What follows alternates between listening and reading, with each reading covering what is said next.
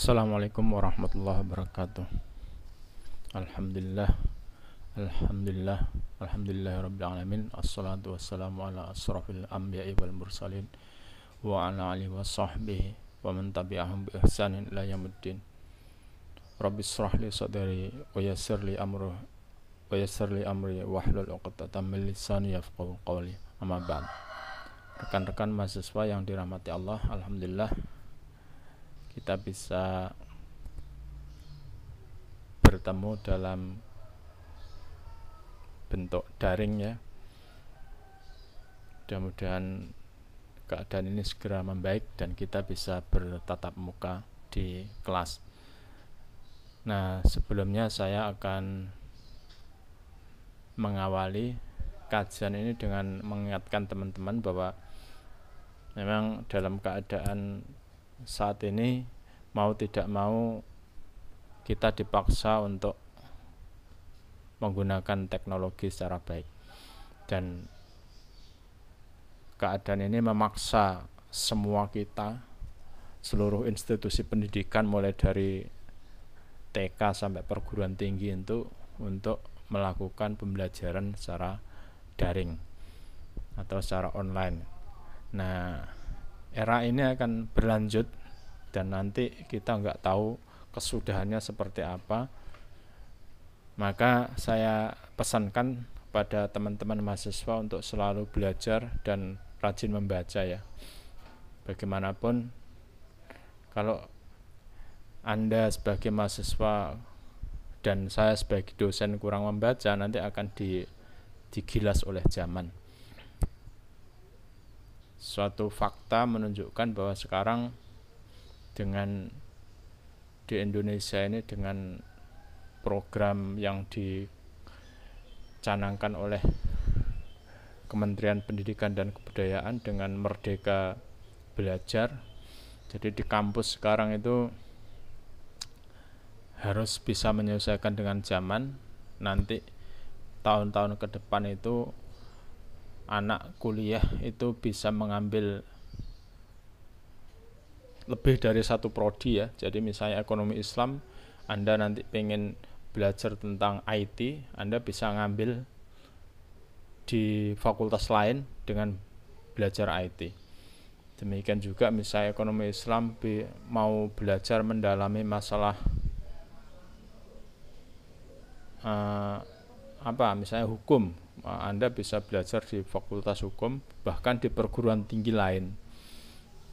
Nah, faktanya akan seperti itu. Kita tidak tahu di Indonesia ini sebenarnya program seperti ini tidak asing di luar negeri, tapi di Indonesia baru-baru kali ini dicanangkan. Nah, kita juga tidak tahu ke depan itu kampus-kampus itu akan seperti apa dengan pola pembelajaran seperti ini. Karena ya mungkin kampus-kampus besar seperti UI, UGM itu bisa eksis di Indonesia, bisa jadi karena regulasi, karena ada kebijakan pemerintah. Nanti kalau misalnya kebijakan pemerintahnya berupa kampus di luar negeri itu tidak boleh membuka cabang di Indonesia. Nah, kalau nanti suatu saat regulasi itu tidak bisa dicegah, misalnya Harvard buka kelas online di Indonesia dengan biaya yang lebih murah. Nah, siapa yang bisa mencegah? Tidak bisa. Atau Stanford University misalnya, MIT buka kelas online di Indonesia misalnya. Nah, ini tidak bisa dicegah. Maka saya pesankan pada mahasiswa dan diri saya pribadi untuk selalu belajar. Maka saya selalu menekankan di pertemuan di semua mata kuliah saya, kalau mahasiswa itu tidak membaca, maka dia tidak akan banyak ngerti tentang pembelajaran, tentang mata kuliah. Apalagi misalnya ini ya, ada satu jurnal tentang multi akad dalam transaksi syariah kontemporer di lembaga keuangan syariah di Indonesia. Nah, ini jadi hybrid kontrak atau multi akad ini sangat penting untuk kita pelajari atau dalami gitu. Kalau kita di ekonomi Islam itu tidak mendalami tentang multi akad, maka kita tidak akan memahami perbankan syariah itu secara baik. Ngertinya kita itu hanya akad-akad murabahah, musyarakah, mudharabah, ijarah, salam, istisna, ijarah mumtahiyah bitamlik, sama qard. Itu saja. Nah, maka untuk mendalami akad-akad kontemporer yang dipakai oleh semua lembaga keuangan syariah saat ini, baik di Indonesia maupun di dunia global, itu kita harus memahami tentang multi akad. Saya akan tampilkan ini jurnalnya ya.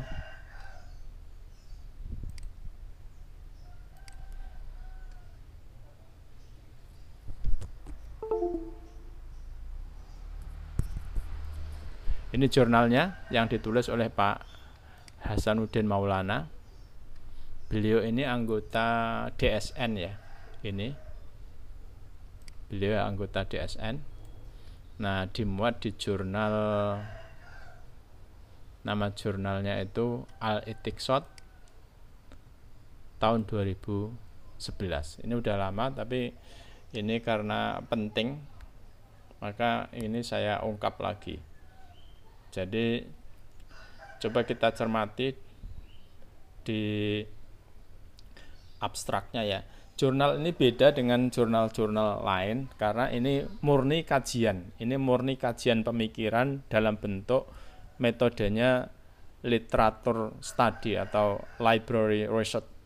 Jadi ini murni pemikiran yang diambil dari banyak karya ulama itu. Nah, maka pembahasannya maupun dari awal sampai akhir itu bentuk jurnalnya lain. Misalnya ini, saya selalu menjelaskan bahwa sebuah abstrak itu biasanya diawali dari tujuan. Ini ternyata enggak. Tujuan, kemudian metode, kemudian minimal tujuan, metode, hasil. Gitu. Ternyata ini enggak. Ini langsung. Nah, kalau yang saya kasih warna kuning ini udah saya tulis di sini. Nanti Anda bisa klik di sini. Ini saya kasih clue, itu latar belakang. Ini latar belakang ditulisnya karya ini. Lalu yang kedua yang warna biru ini metode. Ini dikatakan metode juga enggak sebenarnya, karena tidak mencerminkan satu metode tertentu, tapi ini hanya kajian konseptual saja. Jadi salah satu inovasi tersebut adalah lahirnya konsep multi akad dalam suatu transaksi. Jadi dia mengemukakan metodenya itu konsep multi akad dalam satu transaksi. Nah, transaksi dengan bentuk multi akad ini hampir ada di semua produk syariah saat ini. Nah, ini makanya ini selain metode ini juga mengungkap pentingnya dari penelitian ini. Maka yang terakhir ini tentang tujuannya, hasilnya. Ini langsung hasilnya. Artikel ini juga menyajikan beragam pendapat ulama dengan segala variannya tentang konsep multi akad. Jadi semuanya adalah studi tentang konsep multi akad gitu. Coba kita langsung ke bawah. Ini sudah saya buat seperti ini ya. Misalnya ini studi pendahuluannya. Nah, langsung di sini di alinea awal itu membahas kajian umum tentang pertumbuhan lembaga keuangan syariah. Yang kedua itu tuntutan yang ditujukan kepada regulator, kepada praktisi dan akademisi. Misalnya kata seperti ini ya. Ini mengungkap pertumbuhan dan perkembangan lembaga keuangan syariah yang pesat saat ini. Nah, itu harus diikuti dengan satu tuntutan bahwa baik regulator, praktisi maupun akademisi dia harus memahami tentang namanya hybrid kontrak, tentang teori-teori atau konsep dalam syariah tentang multi akad gitu. Nah, yang kedua ini membahas paradok ya. Paradok itu kayak yang saling bertentangan. Jadi misalnya begini, ini produk dalam sebuah lembaga keuangan syariah itu kan penting, tapi selama ini produk-produk itu hanya yang disebut sebagai adaptasi dan syariatisasi terhadap produk-produk lama. Nah, gitu. Ini paradok ya. Harusnya tidak sekedar begini, tapi harusnya harus ada kajian mendalam sehingga produk-produk itu bisa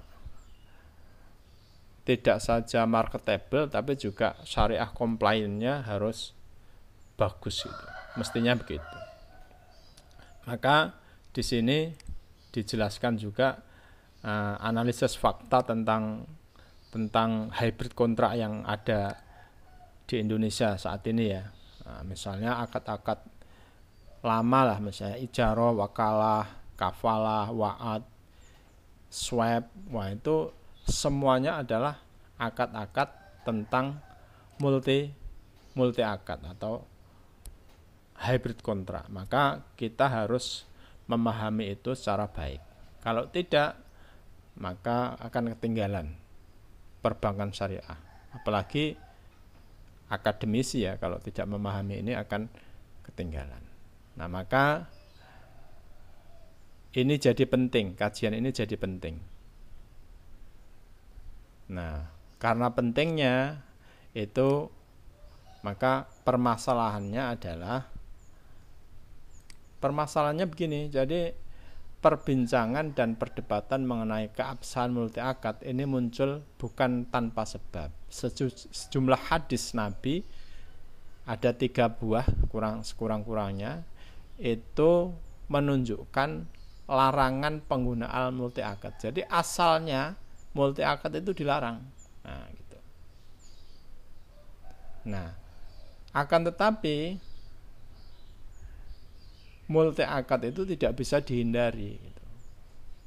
Nah, dengan adanya hadis-hadis tersebut, kiranya sangat wajar jika timbul pertanyaan, apakah produk-produk keuangan syariah yang menggunakan multi akad saat ini itu dapat dipandang sesuai dengan syariah atau sebaliknya atau belum gitu. Maka ini jadi penting, ini jadi tujuannya. Maka tulisan ini jadi penting, menjadi tujuan dari penulisan artikel ini. Oke, tolong teman-teman baca benar. Saya tidak akan mengkaji ini lebih mendalam. Saya hanya akan menjelaskan atau meringkas itu. Misalnya yang pertama itu, jadi ini langsung dari pendahuluan langsung ini pembahasannya juga teoritis semuanya. Misalnya pembahasan tentang model multi akad.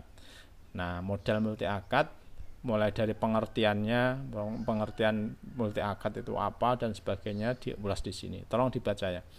Lalu setelah definisi dan pengertian, lalu dijelaskan tentang pendapat para ulama tentang multi akad atau pengertian multi akad berdasarkan pendapat para ulama. Misalnya ini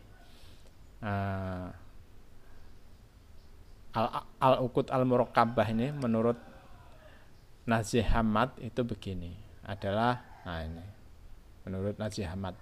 Nah, yang sering dipakai ini saya garis bawahi ya, yang sering dipakai itu adalah pendapat Imroni. Maka saya tulis di sini pendapat Imroni ini yang paling sering dipakai sebagai dasar teori hybrid kontrak. Nah, nanti kalau teman-teman menjumpai tulisan apapun tentang hybrid kontrak, pasti tidak lepas dari pendapat Al-Imroni itu. Maka setelah pengertian definisi itu ada istilah-istilah dari hybrid kontrak. Misalnya Al-Uqud Al-Mujtami'ah, Al-Uqud Al-Muta'adidah. Terus Al-Uqud Al-Mutakarrimah, Al-Uqud Al-Mutadokilah, Al-Uqud Al-Muhtalitah. Nah, ini Nah, ini nanti pengertian-pengertian ini juga dibahas di sini, apa itu dan sebagainya, tolong dibaca ya. Saya terus terang saja teman-teman, saya itu membaca dari sudah bertahun-tahun ini, membaca tentang konsep multi akad, sampai sekarang saya terus terang aja belum paham benar ya, apalagi yang tidak membaca sama sekali. Saya terus terang aja tertarik tentang multi akad ini, bahkan saya insya Allah mudah-mudahan segera terbit buku saya tentang ini ya, pengembangan produk perbankan syariah. Nah, tadinya itu saya kasih judul inovasi produk, tapi saya nggak berani itu, karena inovasi itu harus baru dan harus bisa dipertanggungjawabkan secara fikih gitu. Maka judulnya saya ganti menjadi pengembangan produk perbankan syariah, tantangan inovasi ke depannya begitu. Mudah-mudahan bukunya segera terbit, insya Allah lebih tebal dari yang sebelum-sebelumnya ya, karena buku itu saya susun selama lebih dari 2 tahun. Oke, ini lalu kajian-kajian tentang multi akad ini, misalnya pengertian tadi dijelaskan ya, misalnya al-ijtima itu apa, terus yang kedua misalnya al-ta'addud itu apa, lagi al-tikrar itu apa, al-tadakhul itu apa. Ini istilah-istilah yang hampir sama dengan multi akad. Di sini dijelaskan pengertian dan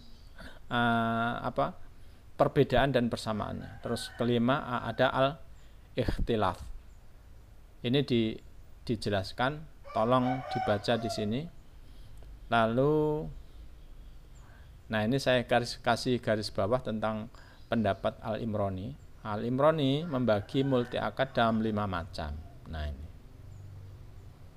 Nah, 5 macam itu langsung di sini dijelaskan. Yang pertama akad yang bergantung atau akad bersyarat gitu. Nah, nanti dibaca ya, akad bersyarat itu apa. Yang kedua itu akad yang terkumpul atau al-uqud al-mujtami'ah. Nah, akad bersyarat dan akad berkumpul ini yang sering dipakai dalam teori hybrid kontrak. Nah, yang ketiga akad yang berlawanan atau al-uqud al-mutanaqidah wal mutaddadah wal mutanafiyah. Nah, ini juga dijelaskan pengertian apa dan sebagainya, apa yang dimaksud ini semuanya. Kelima, ini akad yang berbeda, al-uqud al-mukhtalifah.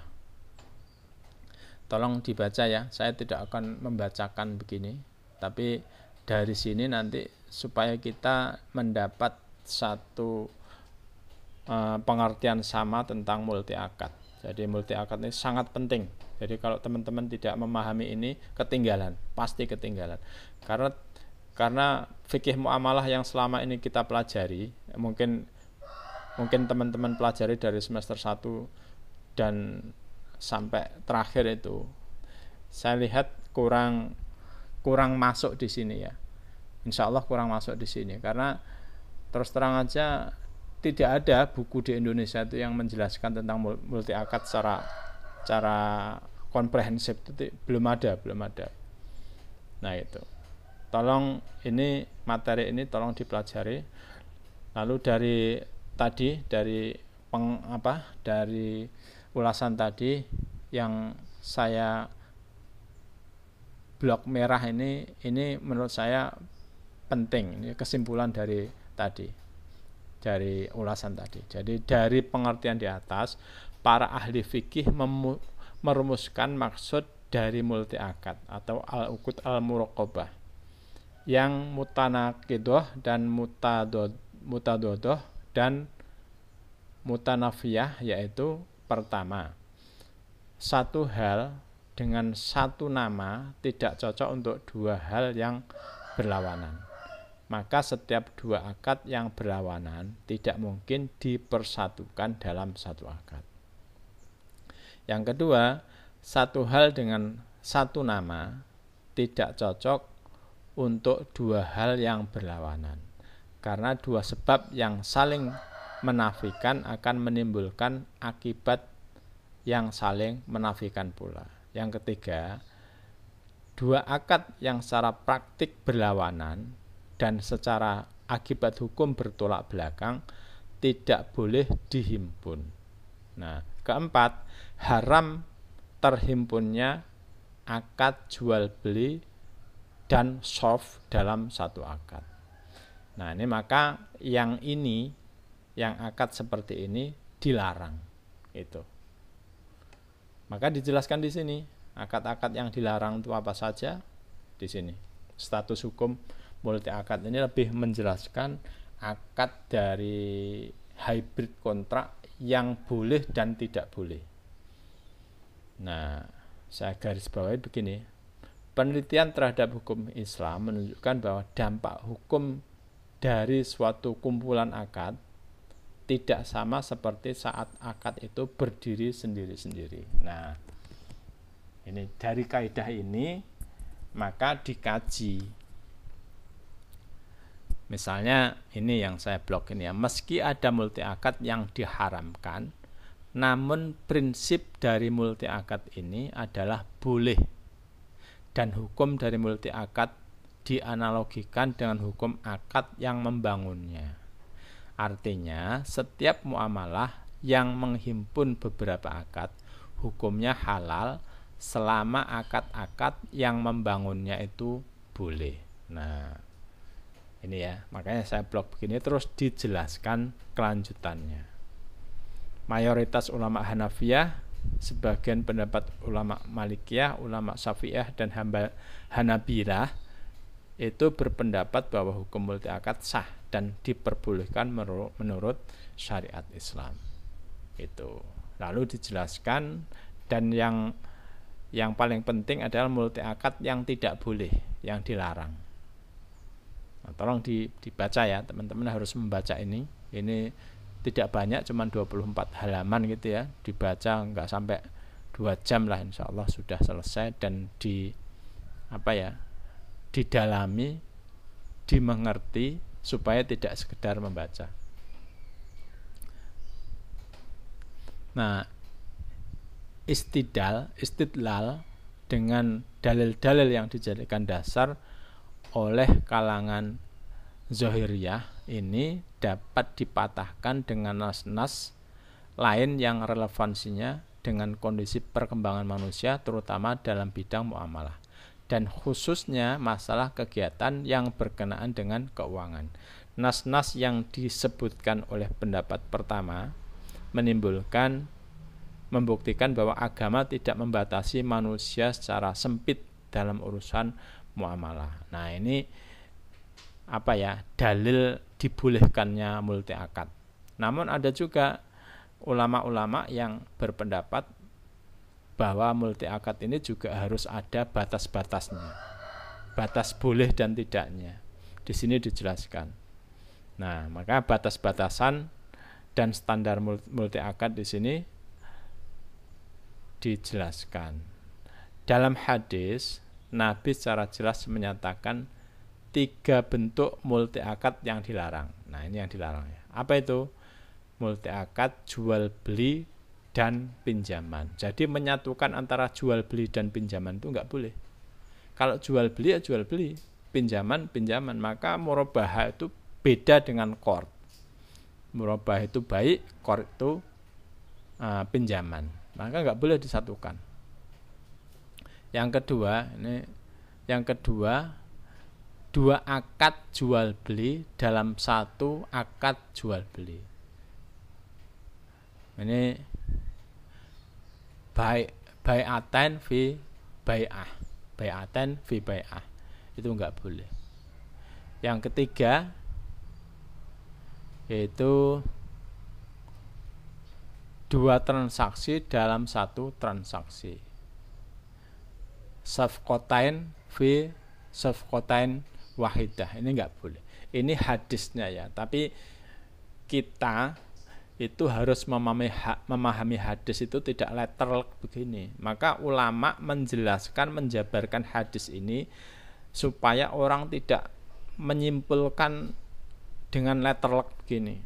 Nah, dijelaskan di sini yang tidak boleh itu apa gitu. Misalnya ini, yang tadi itu misalnya jual beli dengan dengan pinjaman tadi tidak boleh.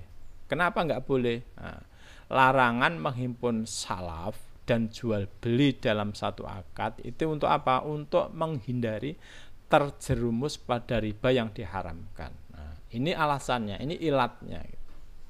Maka kalau misalnya ini bisa dihindari, nah itu boleh saja. Nah gitu. Misalnya apalagi ini yang saya garis-garis bawahin ya. Kedua misalnya multi akad sebagai hilah ribawi. Nah ini nggak boleh. Jadi multi akad dibuat multi akad ini sebenarnya cuman hilah itu kayak untuk menghindari saja. Jadi menghindari supaya tidak riba. Ini juga nggak boleh. Nah contoh-contoh yang ini apa? Nah, ini pertama al-inah. Yang kedua hilah riba fadl. Nah, tapi kita juga tidak boleh menyimpulkan bahwa semua al-inah itu dilarang. Karena di Malaysia tuh al-inah dipakai itu. Al-inah dipakai itu. Maka kita harus banyak belajar lah kalau yang seperti itu. Maka kalau kita tidak banyak membaca, ini kita akan ketinggalan dan tidak tahu. Nah, al-inah, kenapa al-inah dilarang, kenapa hilah riba fadl itu dilarang, di sini dijelaskan. Lalu yang ketiga multi akad yang menyebabkan jatuh kepada riba. Jadi multi akad yang itu menyebabkan multi akad itu jatuh pada riba. Ini juga tidak boleh. Di sini dijelaskan, disertai contoh-contoh ya. Nah, maka teman-teman saya harapkan dan saya tekankan sekali untuk membaca makalah ini secara tuntas ya. Jangan dibaca cuman seperti yang saya jelaskan gitu. Itu tidak akan menambah pengetahuan kalau gitu.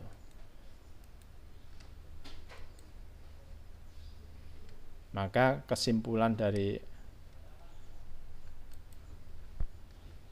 makalah ini adalah, ini kesimpulannya juga menarik ya menurut saya, karena hanya berapa lembar saja.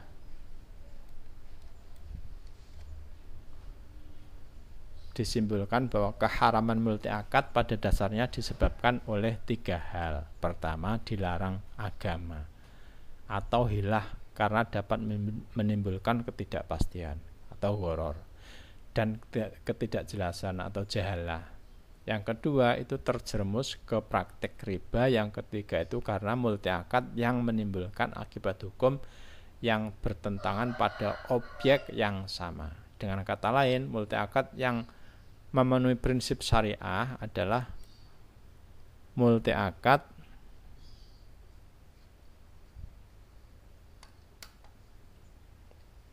yang memenuhi standar dawabit sebagaimana yang telah dikemukakan di atas. Inilah penjelasan tentang multi akad ini ya. Maka teman-teman harus membaca ini. Nanti insya Allah ujian akhir semester itu saya akan bertanya tentang isi dari makalah ini ya. Terutama isi dari makalah ini terutama tentang boleh dan tidaknya multi akad. Yang boleh itu yang seperti apa, yang tidak boleh itu yang seperti apa. Dan yang paling penting adalah contoh praktek di lembaga keuangan syariah, baik itu perbankan, asuransi, pasar modal, dan lembaga keuangan syariah yang lain. Demikian, mudah-mudahan bisa memberikan manfaat bagi kita. Billahi taufik wal hidayah. Assalamualaikum warahmatullahi wabarakatuh.